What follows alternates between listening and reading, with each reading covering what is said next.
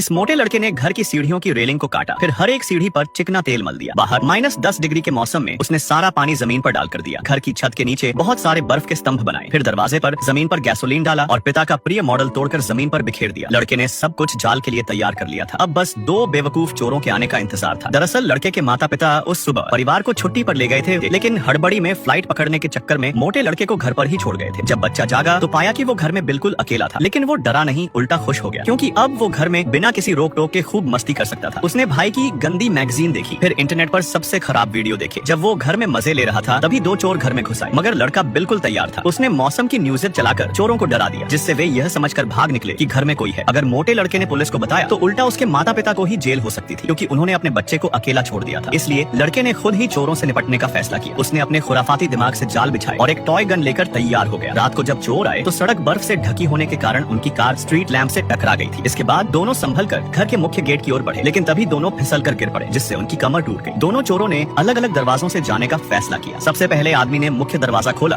और अलार्म बंद करने के लिए जैसे ही स्विच दबाने गया तो कील के चुभने से उसकी उंगली में छेद हो गया था। फिर इससे पहले कि वो संभल पाता, लड़के ने अपनी टॉय गन से चोर का माथा फोड़ दिया। इसके बाद बच्चे ने चोर को VR चश्मा पहना दिया। चोर को होश आया तो वो वर्चुअल दुनिया के एक ऊंचे पहाड़ पर अटका हुआ था। उसकी पतलून गीली हो चुकी थी। उसे लगा कि वो सपने में है, लेकिन जैसे ही उसने छलांग लगाई वो दीवार से टकराया और उसकी पसलियां टूट गईं। दूसरी ओर महिला पीछे के दरवाजे से अंदर घुसने की कोशिश करती है। मोटे लड़के ने कोला और मेंथॉल तैयार कर रखा था, जिसके परिणाम स्वरूप कोला की बोतलें सीधे मिसाइल की तरह महिला पर हमला करने लगी, जिससे उसकी बैंड बच गई थी। महिला जल्दी से भागकर तहखाने के पास पहुंची, जहां लड़के ने